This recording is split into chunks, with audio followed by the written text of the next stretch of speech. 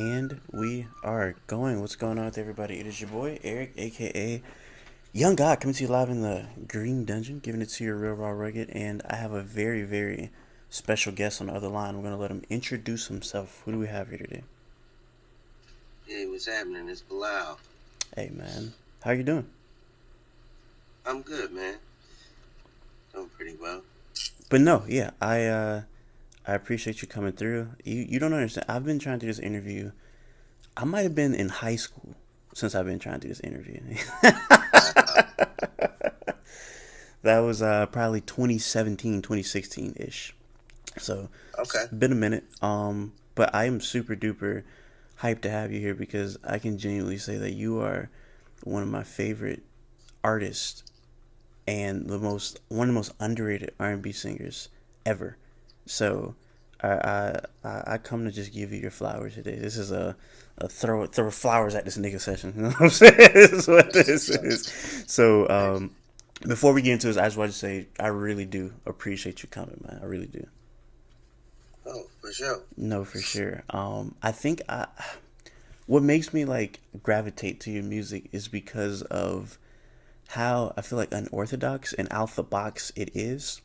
Like it's not just very conventional. Like for example, in another life, I'll just start there.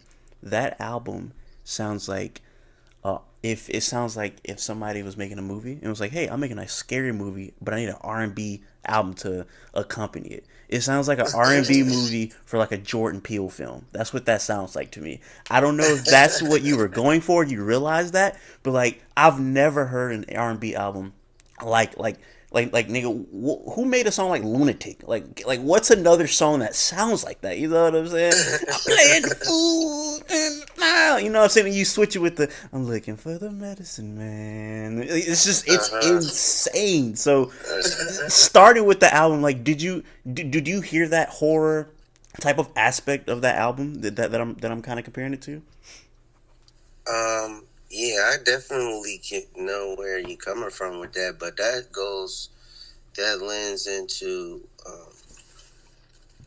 I would say Adrian Young, the producer. Um, his production is very cinematic like that, and he's done a lot of his albums are on that kind of prog rock dark theme kind of a thing. So yeah, I mean, I love music that can kind of open up the spectrum for me to be able to talk about whatever I want. You know what I mean? Because the track's not obviously pushing you towards one thing or the other. You know?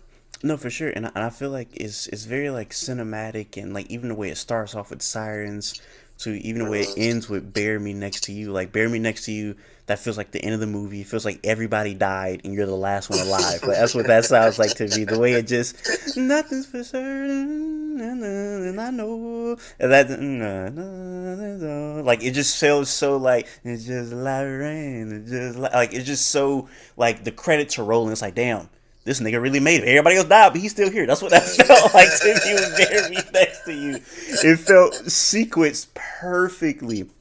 I guess like just looking back at that album, is there a song because I would say this year because I want to talk about him later, Kendrick later, but Kendrick has me thinking about something with his Euphoria song that he put out. That song I feel like is one of the most like how can I put this? It's like one of the best vocally like performed rap songs I've ever heard. And listening to you, you put on real vocal performances, like emphasis Mm-hmm. on the performance. It feels like you're in the booth doing like you have to get in like character, like something like Lunatic. Like it feels like you are a complete different mindset. Is that how you Right. approach certain songs? Are you putting on a performance per se? Yeah, for sure. For sure. I mean, that's like the last step is to make you believe it. You know what I'm saying? When you listen to this, it's got to make you believe something or see something, or you know what I mean, make you inspire you to do what you need to do. So it's definitely a playing out a character. You know, we all. I know for me, that's where I be going, like to just kind of really bring the vibe home with that for sure. Have you ever thought about? actually like helping score like movies and stuff like that is something that you've ever been interested in? Mm-hmm. Yeah. I, for sure. Definitely one day I'd love to get down on that. That's always been something that I said I wanted to do for a minute. I guess just more of a general kind of question, tagging along that. If you had to make like a an album, R&B, jazz, whatever it may be, for a movie, what type of like movie do you see you making like an album for? Hmm. Well, I always said I could do a horror movie. It's funny that you said that. But maybe like a dark thriller kind of sci-fi movie would be dope. Mm, I can see that because I feel like that's really like in the same vein. Because there's songs on here on in Another Life where it feels like a sci-fi type of film. Like the way Siren starts off, I can see that being like in a sci-fi type of universe or whatnot. Would you say film has like influenced you at all in the way that you approach music? Yeah. Mm. Mm-hmm. In what way? Well, film just inspires me to make music, or like a line in a movie or a character in a movie. You know, all of those things are inspiring. I draw from everything, but Mm. yeah, definitely a movie because you can get into a character. Yeah, and You know. I know you were writing from different perspectives on this album, and like one of the one of the parts of the album which I love because it's just like it came out of nowhere. It's spiraling. It's the part where you just kind of like do this crazy like vocal, not even effect, it's just real voice, but it's the you know that I fuck too. Like the way that you did that was just like it. Like your voice sounds like haunting on this album, and I feel like not all of your songs or albums take that approach. So that's why when I hear that, I'm like, damn, this feel like I need to like turn my nightlight on before I go to sleep after I listen to the album. Like this shit's kind of spooky a little bit, you know what I'm saying? So I feel like it does such a great job of capturing the atmosphere. And like you said, Adrian Young is like a brilliant musician. Mm-hmm. First time I ever heard of him was not Grand Theft Auto, but Ghostface Killer. He has an album him which is a great album. But yeah, would love to see you do some stuff with sci-fi, or rather if it's a horror movie, would love to see like what your brain would come up with because you are amazing, dog. Like I said, you're like one of my favorites. And even going back, just listening to albums before, even your shelved album, your second album that never came out. I know you've talked about that a lot, and I know that could have been like discouraging to not, want to put out anything else. How did you get out of that funk of I made really good music, but they won't let me put it out? How did you get that out? How did you get out of that kind of just bad negative headspace? I just kept doing it, kept making music. You know, um, the upside of that whole thing was that was when Garage Band was kind of introduced. So I just started making a lot of music in hotels or just at home. It got, you know, I just kept making music all the time. So, in my head, I'm always making some type of a project. So, you know, and then seeing the audience and everybody's reception when the shit came out bootleg style, that was kind of vindicating in itself. Like, oh yeah, I'm doing what I'm doing is ill, so I'm gonna just keep doing it. I was gonna say that was it kind of bittersweet to see like even though it leaked, the people did like enjoy that a lot. Mm-hmm. Yeah. It's funny because I interviewed this artist named Drum, who I love. He had a few hit songs, a song called Broccoli, Cha Cha, and Mm-hmm. he's a really big Bilal fan. And I remember he was like I'm such a big Bilal fan. He was like niggas don't know about the album that didn't come out. And he was just saying like how that album really inspired him. And I told him if I ever interviewed you, I would relay that message to you because that is a really good album.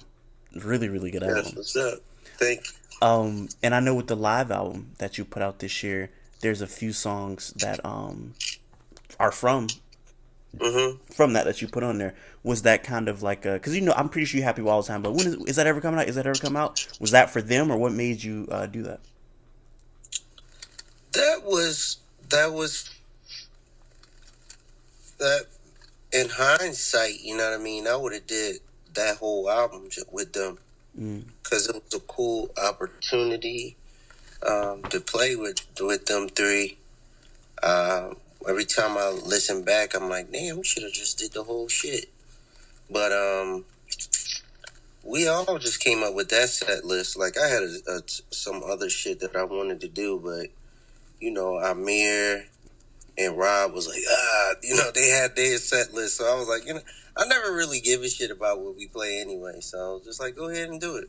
So everything worked out. But afterwards, I was like, dong. Is there any type of way or capacity that you see that album ever being like released, even if it's under a live version? Yeah. Mm. You know what I'm saying? Yeah. Yeah. There's some positive stuff I hear through my lawyer who tells me stuff from time to time about that album because the interesting thing is it still has a buzz, and everybody speaks about it. So it's just, um, yeah, someday I'm pretty sure about that. And speaking of, I don't know how I was getting off. I got off of Another Life without talking about this. That's not on Apple Music anymore. What's up with that? I know. It's going through a.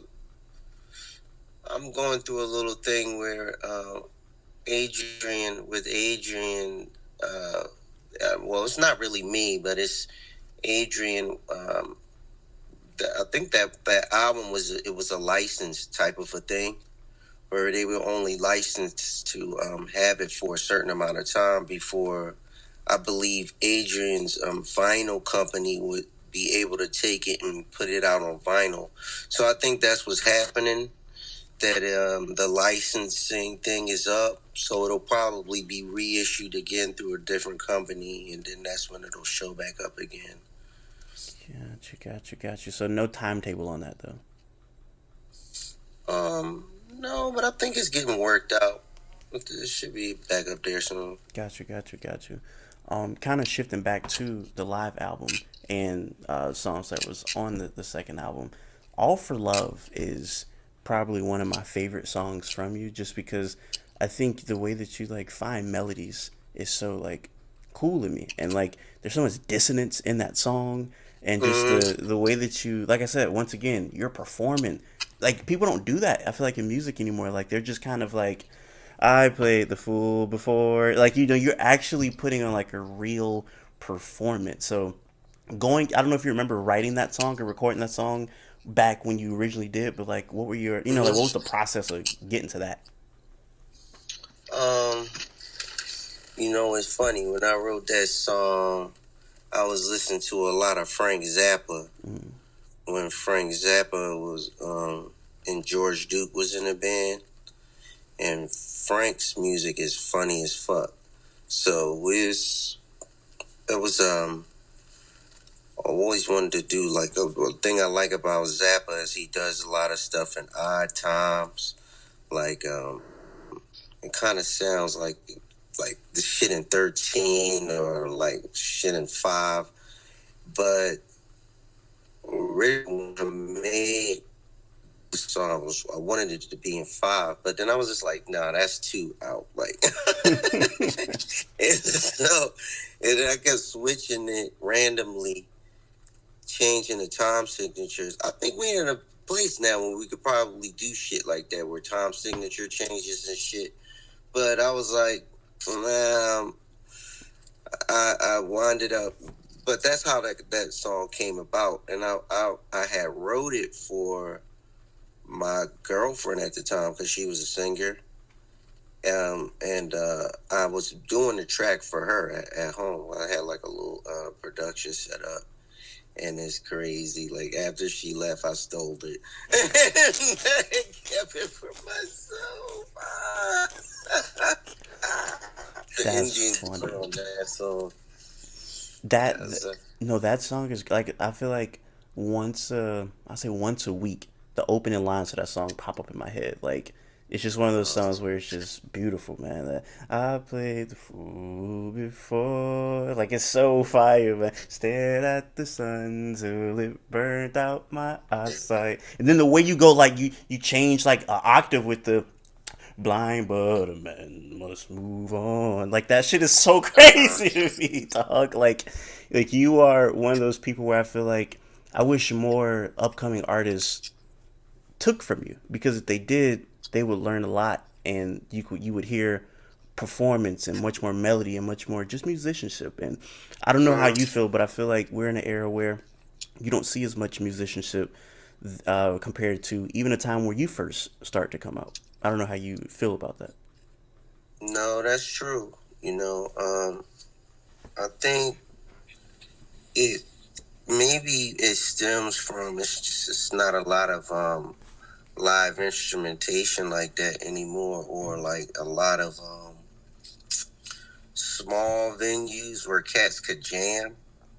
It's a lot of venues where cats go and like you can go see a show and stuff, but like when I was coming up, it was a lot of like just small clubs where I could go and jam with other people, and I knew all of the dope musicians in every city, and it was a different time, where it was literally going up on stage and having to connect with an audience.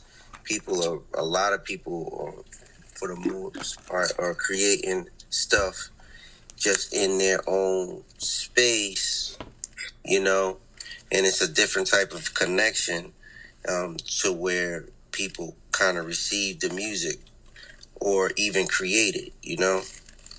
So.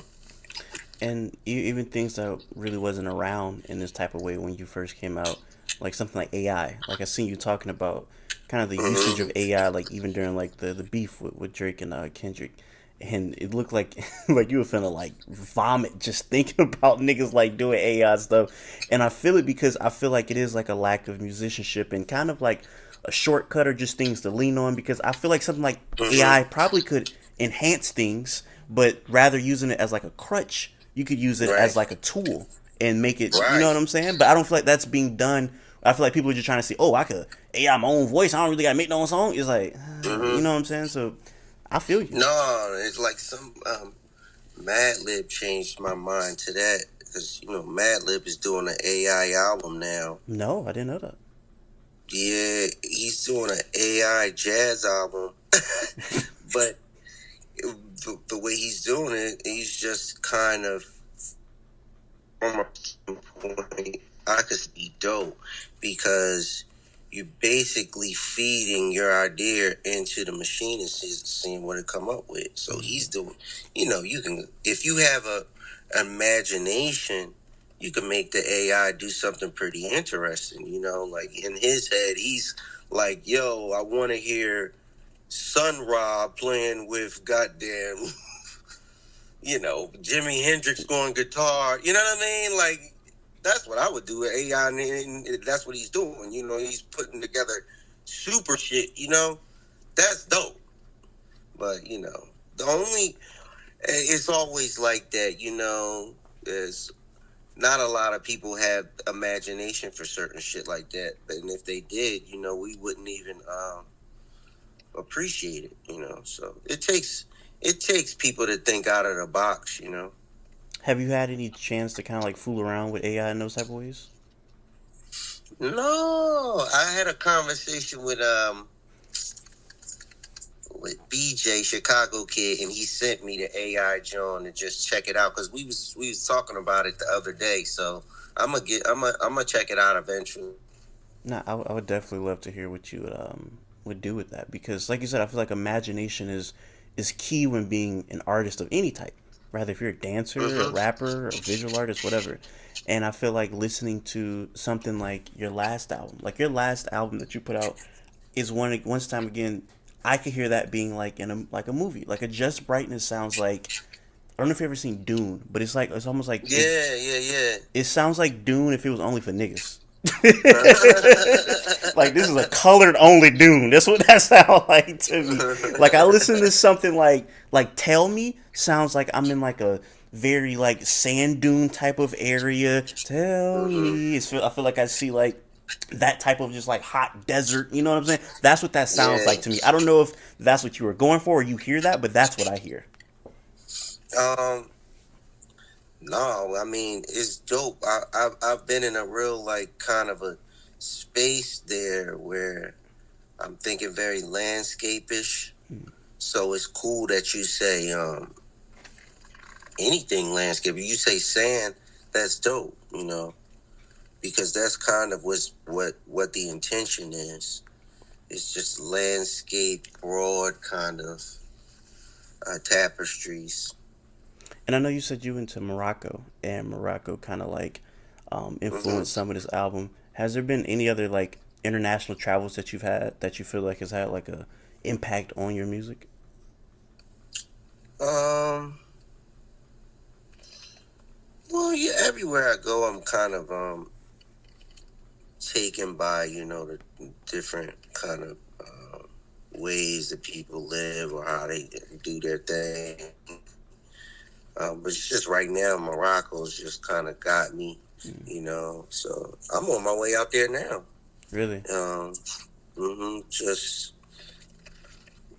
it's kind of close where I am in New York, so it's just easy to get there. I had no idea it was that close. Morocco's close You by New know, York? yeah, it's like 5 hours away. Wait, Morocco in like Africa? Yeah, Nigga, where's it threw Morocco on me the off map? the What? first time myself. I was like, "What?" What? That's crazy. It's It's right over the Atlantic Ocean, so it's kind of like going to Spain. Morocco is pretty much almost connected to Spain through the Gibraltar. mm, So you can casually swim to Morocco from Spain. Like the little kids do it, but it's like for a grown up, it would be like escaping Alcatraz. that's interesting. I had no idea it was that close. Okay, so for you as somebody who's been kind of um just kind of like embracing and just like understanding like their culture and their music, I've never heard Moroccan music before. So Oh, how would dude, you you would love it. explain what does Moroccan music sound like? Look up Ganawa music because Ganawa. Ganawa music is what kind of like has me How do I spell that? because how the fuck do you spell Ganawa? Gnawa. Hold on. Let me Google this. If it pop up. Gnawa music. Okay, Gnawa. Okay, got you. Got you. Yeah, Got you. Got you.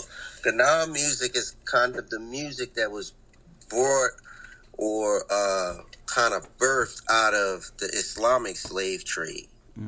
And the Islamic slave trade is older than the Atlantic slave trade. Kind of casually, the Portuguese got the game from the Jewish Moroccans that kind of started the Islamic slave trade. Ironically, they kind of passed the ball over to a caliphate, and then it turned into the Islamic slave trade. But they pretty much Islamicized all Africa, mostly. Mostly it was divvied up between the Africans and the Christians later. Or the Islamic, and that's why they had the religious wars or whatever. Probably, a lot of it had to do. You would say booty, but the booty was fucking people. So, but just like how we came over here and made the blues, and it was a combination of our African feeling with these new instruments from the John Philip Sousa marching motherfuckers. You know what I mean? That they just dropped and shit. And we kind of was from all different kind of different tribes and shit, and then this music was what brought us together. It always was. And over there, same shit. Like in Morocco, that was a main port where they would bring a lot of different slaves together.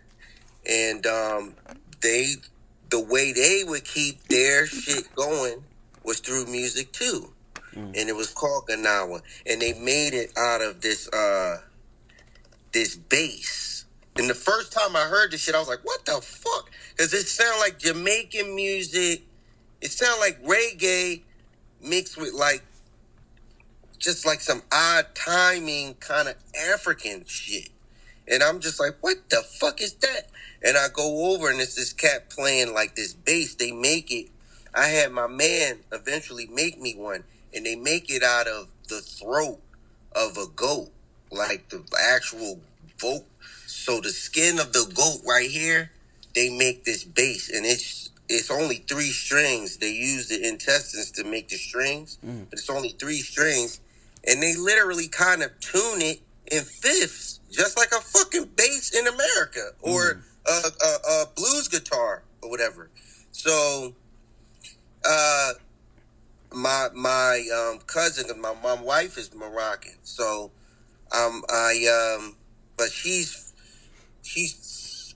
first generation American, so we would just be going over there just kind of because it's a cool thing for the kids and everybody, you know what I mean? So, her cousin is really into Ganawa, and I would think Ganawa is like what voodoo is to us. You know, it's like what we kind of took this spiritual system of Christianity and then turned it into another type of spiritual system where we do magic and then it's African again. You know what I mean? But we got saints and shit, but this is just all some high level science magic shit that's African all over again. And it's like no matter what the fuck they do to us, we turn it back African and make it magical and start doing our shit again. And basically, I went to one of the seances with him because he goes to them. And motherfucker, it was like going to a Pentecostal church, dude. Like, they was singing songs about Allah, but they was playing this bass. Cass was catching the Holy Ghost falling out on the fucking floor, like people burning themselves, and then the fucking put this shit on them, the burns go away. Goddamn, like I felt like I was in a down south goddamn gut bucket gospel church. I mean, it was so crazy, and I didn't even know what they were saying. But I'm like, wow. I asked my man, and he was like, yeah, some of these songs, every song is about a different tribe that kind of came here, and they sing these songs. It's against the law. It was against the law to kind of talk about where they fucking came from, so they disguised it by singing about Allah, but in it, they're telling their story and shit. I was like, yo, this is my fucking slavery from fucking, no matter where we go, like our brain stays the same and shit. So it really got me deeper into it, and it's basically trance music. So these people just listen to this thing, and this bass just drones them into like a trance. So it was dope. And ever since I heard about it, I've just been learning more and more about it. It's just a funny thing about the Islamic slave trade is it's all in French. So a lot of the books I've had to kind of like, I just started finding books. I'm a big book, I love to read. So that whole kind of thing just really got me going, So yeah, that's where I'm at now. I'm down a fucking rabbit hole of good hour music. Well, no, I was gonna say for the past 5 minutes, I feel like I just brought not only the music nerd in you, but I feel like I kind of brought like the history nerd. Are you like a history guy? Oh man, I love history and books and shit. Like that's my shit. That's I've homeschooled my kids for a while, so like I just reading shit and learning stuff is kind of became like a little bit of a love for me too. And just learning certain stuff is inspiring. Everything inspires the music, So, that's the kind of simple life thing of mine. Like everything has to be connected as one. Like, you know what I mean? Everything kind of works towards the same goal for me. For anybody trying to pick up a new book, what's a book you recommend for somebody? Um, They want to learn. they want to learn. Okay. Well, you could pick up any book by this cat named Chancellor Williams, and he does this. He has this one book, something civilizations, Wait, let me look it up. uh, destructing this. Destruction of civilizations or something like that. Chancellor Williams, but he kind of breaks a lot of it down with what happened with this Islamic slave trade that I'm talking about, and how all of the regions, a lot of the regions in Africa, were kind of like um, renamed and stuff for recently. You know, Destruction of black civilization. Is that what it is? Destruction of Black Civilization. Yeah. Like, that's a good opener book. That was a good opener book for me that got me to looking into even more shit, because he talks about all of the old tribes, like the Songhai tribe, all of the tribes that used to be there in the regions that are at Ghana, and, Nigeria was just recently named that. Hmm. You know what I mean? Was named by some, like, a white lady from fucking. Yeah. Because if I'm not mistaken, wasn't Africa just called like Kemet? No, well, Africa used to be called Kim, but it always had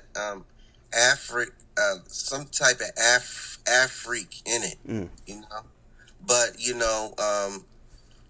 Africa did get its name from this dude, Eusebius Africanus or something. I'm probably saying his first name wrong, but yeah, cats that just come across something, conquer it, and name that shit.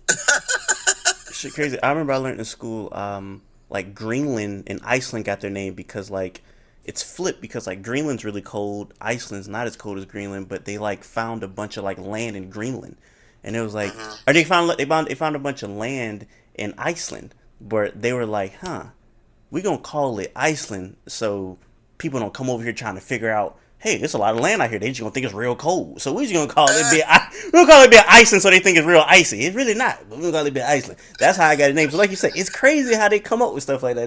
They will conquer it and just call it whatever they want. Uh-huh. But no, like I guess kind of going back and just like kind of land and you creating that world in a just brightness, that album you do so many different sounds because I was talking about tell me sounds nothing like sunshine sounds like Mm-hmm. uh I'm talking about everything black. This sounds like a black like damn Brady Bunch song.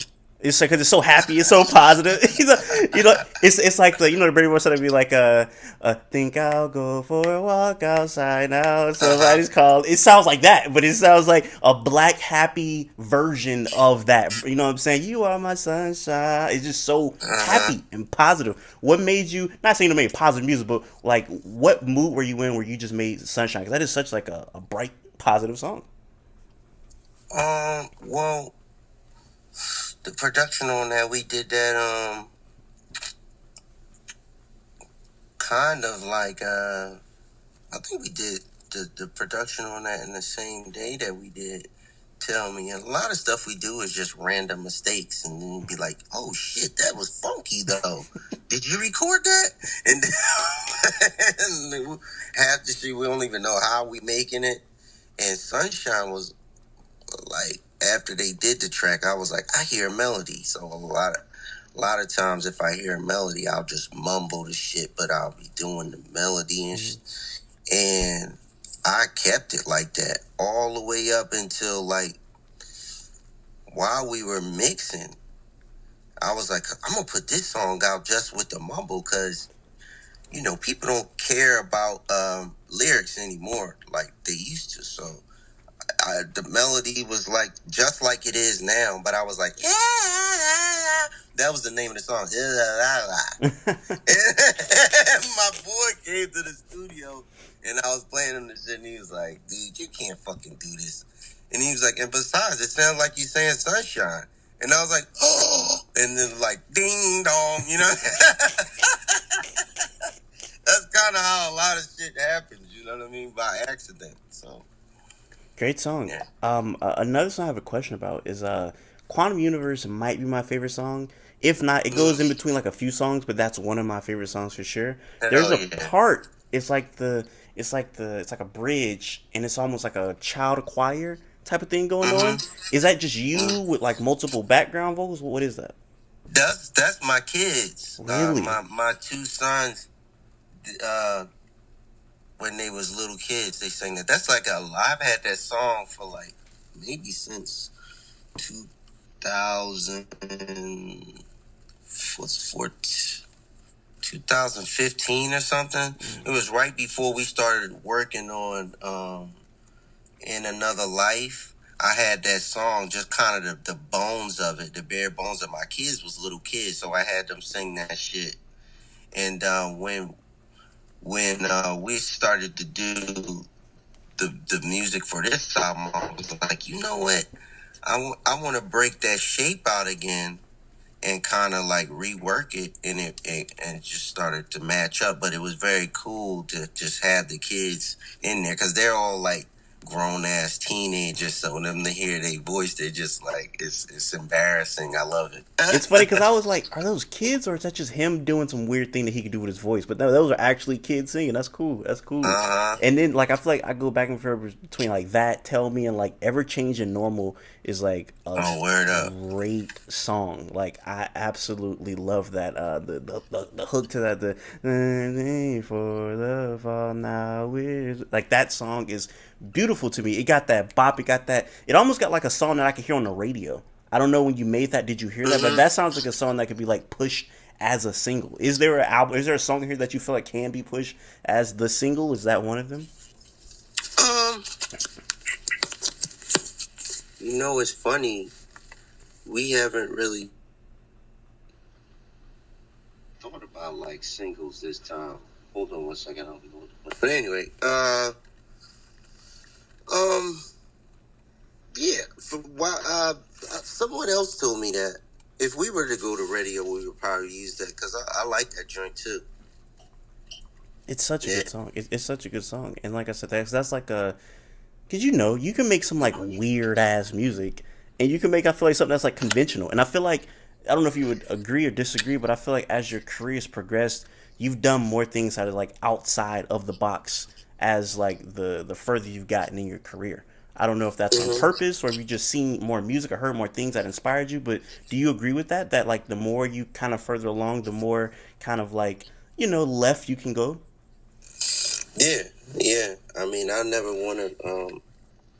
Every project, I kind of push myself into a different experience. I'm trying to like I grow with the music. If I don't feel like I've grown or learned something new, and I just feel like I don't have anything to say. You know what I'm saying? So I'm always. That's why I like always. I'm always learning. You know what I mean? I don't want to keep doing the same thing. So And, yeah. and you were writing your ass off on freaking ever changing normal. That freaking you say I searched to find the karmic reason why. That's such a simple line, but I love that hit me. I was like, I heard that. I like that. That was hard to me. I love that. Um, Before we get out of here, I do want to touch on a few things and a few people. One of the things I want to touch on that one of my favorite videos of you on YouTube is no longer on YouTube, and you probably don't even know this, but you did the Soul Cipher with Erica Badu, Fantasia, and them. Right. That's not on YouTube anymore. Why? No That's clue. weird. I was trying to look it up because I was like, I love this cipher. I was trying to look it up, like, do a little research for this. Couldn't find it. I have to like go on like a random ass website to find it. So that's BT deleted that for whatever. I don't know why. I don't know what that's about. But that's not on YouTube anymore. That's strange. Very very strange. So you didn't even know that. Yeah, No. crazy. But I kind of want to talk about Cipher because that Cipher is like one of my favorite ciphers ever. And like the way you just, like I said, the way you just come in with some off the wall weird, oh no, like the way you just came with some different shit. Then everybody is just amazing. Like, was that a fun cipher to do? Yeah, that was fun as hell. Um, it's crazy because we did like so many takes that every time, like I was just kind of getting better of what I wanted to say. So like, I didn't know which one they was gonna pick because they was like, let's do another one, let's do another one. So that was kind of dope. We was all feeding off of each other, you know. So I liked that. No, It was dope. super duper fire. And one of the things where I said I want to talk about a couple people, I was just looking at people that follow you, and I'm like, shout out to all these people that follow you because like these are the people that like I could tell probably like take from you and like are inspired by you. One of the people that you Word up. follow back, I don't know if you follow her, so I would assume you probably know of her. Liv, Liv. Yeah, yeah. I love Liv. Liv is crazy. Yeah. Liv used to hang out across the hall from where I lived and when I a loft space I used to live at in Brooklyn. Um, it's funny, like Talib Kweli, he had two apartments across the hall from me, and one of them, his son Amani, which is an incredible I've interviewed rapper, Amani. Shout out producer. to Amani. So Yeah. shout out to Amani. All those cats, little rugrats, used to just hang out at Amani's spot, and Amani used to babysit my two little boys back then. So man, I've lived Pink Seafood, all those cats would be at my crib all the Really, time. Pink Seafood too? Wow, that's crazy. Yeah, all those cats, man. Um, it was fun. They was all hang over there. So I've known her without knowing her for a while, like, you know, because I would be out of town. My wife knew her and was like, "Oh, I know her. That's Liv." And I was like, "What?" And she's like, "Yeah." And then when I finally met Liv, she was like, "Yeah, bro, I, I know you, dude. Like, what the fuck?" And I was like, oh, "Wow," you know what I'm saying? But I really fucking love her shit, like, to death. Like, she is fucking funky. She's all of this shit, like funky, and interesting, you know, and futuristic, you know. I love her shit. Shout out to Liv, one of the people that I know you know for sure. And this is like every time I describe this person, I say like, bro, I know this nigga just love hip hop. Like if this nigga could eat, sleep, breathe hip hop, he would. And that's Common. That nigga Common love hip hop. Like Common Oh, is hell like yeah. Common like the most hip hop person ever. Like I seen that nigga break dance. Like he do all the Hell elements yeah. of hip. Everything, all the elements of hip hop. That nigga probably still do. That nigga probably be tagging, do graffiti and shit. That nigga love hip hop, man. Hell So I yeah. love Common. So I just want to talk about y'all relationship because I mean you've been on almost every one of his albums, and he was at the live show or the live album taping or whatnot. Like how Yeah. did you and Common link up? That's like my big bro. I've known Common since before I got signed. A friend of mine, Daoud, Darren, a producer friend of mine, introduced me to Common, and he's just a real personable, good dude. You know what I'm saying? And my boy Daoud introduced him to me and like kind of gave him my demo tape, and he pretty much was one of the people, well was the person that kind of got my tape to Amir. Then he started playing the tape for Erica and D'Angelo, and that's kind of what brought me into the business. So I like look at him like, yeah, kind of like started it, him and Q-Tip, because they were like the first people to get my demo and really kind of champion it. So yeah, I owe a lot to that. Salute, and then his album with Pete Rock, great. Love your feature on that. Love that album. Another person that I know, you said that I think you recorded some of In Another Life at his studio. Raphael Saadiq, I think it's Oh it's yeah. crazy to say what I'm gonna say, but I think he's actually underrated. I feel like he doesn't What? get the flowers that he deserves. He put out an album a few years ago called Jimmy Lee, and I don't Oh even. yeah. That's such a good album. I didn't hear anybody talk about that, and I'm like, man, this man is still getting up in age and making incredible music. No, behind the scenes, he's like the architect of a lot of this shit. You know what I'm saying? A lot of your favorite records is he's like one of the cast behind it. You know what I mean? Um, so I mean, and just I would say one of the greatest like bass players of all time. Mm. Like him on bass is like just disgusting. You know, man, he was playing bass with Prince since he at 17 years old. You know, so he's a genius. He's like a prodigy, genius. Like he's forever young. Did you ever get to meet Prince? Because I always like made that comparison between y'all two when I hear your Yeah, music. yeah. I met Prince before. Yeah, love Prince. Prince is the man. Another person real quick. One of my favorite down south artists ever, Crit. And I Big know K.R.I.T, yeah. Crit is on. He was on In Another Life, and you were on his album in 2017, and Mm-hmm. he is phenomenal. And I seen an interview where you were like, you didn't know that he made music for real. Like you thought he was just like a rapper. You didn't realize he was a producer and actually like understood Real, music. bro. Yeah, real brain is like student of the actual craft of things. High level cat Yeah, for sure. shout out to Crit. One of the last people that I want to talk about, and who, funny enough, just dropped the album Friday. Kendrick, of course. Um, Mm-hmm. I know you did a lot of stuff with him, and was curious to see like when you were working with him, what was his approach like? Like just on an artistic level, comparing to just a like was it something that I don't know. He just seems like a very interesting guy. Like when it comes to like art, you know what I'm saying? Did you catch that, or did you pick that up of him being just very Mm-hmm. artistic? Yeah, for sure. Very artistic and very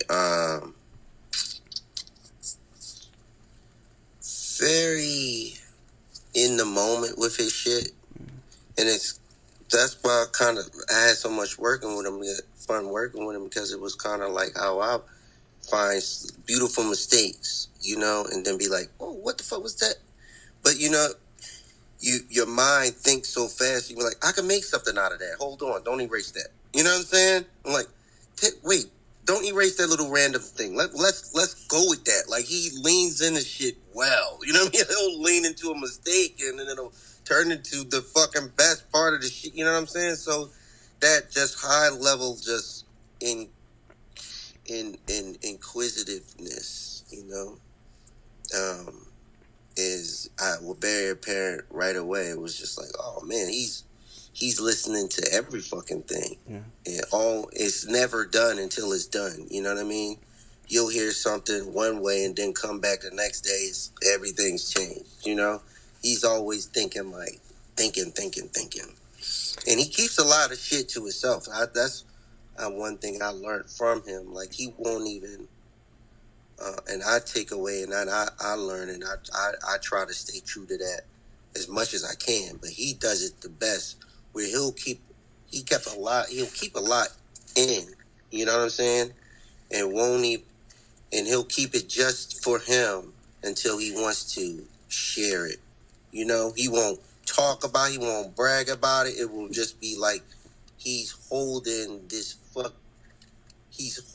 secret, or this gem, or this thing, and he's cultivating it, or some Super Saiyan shit where he's just charging that shit up until it's like so hot until he's just like you know. And I remember when we were working on it, I would be like, "Yo, what's the name of the album? Like, where you going with this? What's this?" And he'll just be like, I'm not. I'm still working on it. I don't know. You know what I mean? And the whole time he does know, and he's It's funny. Doing research, I didn't realize that you were, I guess, have background vocals on like my favorite Kendrick song, "Mama." I don't know what you're doing on that uh-huh. song. I don't know if you remember what you did on that song, but what were you doing on that song? I was doing the just different characters. Like he would have me come in and just sing a few of his lines over again, or like just stuff like that. I would just like re-sing certain like little clips of things where he wanted to kind of pop out differently. So Got you. Such a great song. And like I said, I once again appreciate you so much for coming through. I don't know if you're gonna go to Morocco tonight, but you know what I'm saying. I don't want to no, not keep you. tonight. I would say I don't want to That's keep you. I don't want to keep you up. But if there's any last words you want to say to the people out there, let it be known. Floor is yours. Hey man, I just appreciate you, and I appreciate um, your mind and your questions. And I hope that there are more out there like you that understand this music to the degree and the level that we play it on. Because a lot of that is getting lost. Um, the knowledge of this and the story behind it, is getting lost. And music is important. Music is behind all of the great revolutions, um, even before recordings. So music is fucking important, bro. So that's all I have to say. So I lied. You recommended me the Moroccan music. I have a recommendation for you before we get out of here that I want to say on camera. Okay. So I came across this guy on accident, and I just think it's the craziest story. So make a long story short, I'm trying to find somebody email so I can interview them. Accidentally find this guy's Instagram page, who I thought was a tribute page, like an old '70s rock singer. And I'm like, okay, they must really love this nigga. They keep posting this nigga loud on his Instagram page. I keep looking. I'm like, oh no, this nigga's alive. He a black dude. And I'm listening to the music. He a black dude from Finland, and his music sounds insane. Like it sounds like nothing really that's out right now. So I DM him and I'm like, bro, like I don't know who you are, but nigga, this is special. You only got like 3 songs out. This year he put out an album. It's by far one of my favorite albums of the year. His name is Grande Mahogany. I'll text it to you. Yeah, I'm, text yeah, me. I'm gonna text you right now so I don't forget. But his name is Grande Mahogany, and the album How do you find it? it's on Apple Music. It's on streaming. If I would say any place where you can listen to an album at, it's on there. So Grande Mahogany. The album is called As Grande As, and I'll just play a little bit for you. Cause hey, this right here. This is my shit.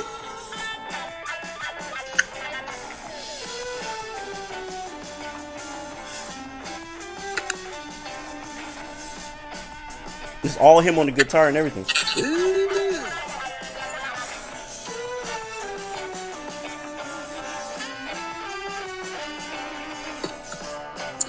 That's him all on the instruments and everything. He is special. So I just thought you would enjoy that. So Grande Mahogany, I would love for you to check that out. I think you'll like that. Yeah, man, send me that. I want to check it. For sure. For everybody watching, I appreciate y'all. Until next time, I say what I mean. I mean what I say. Haters gonna hate, players gonna play, and y'all holler at your boy.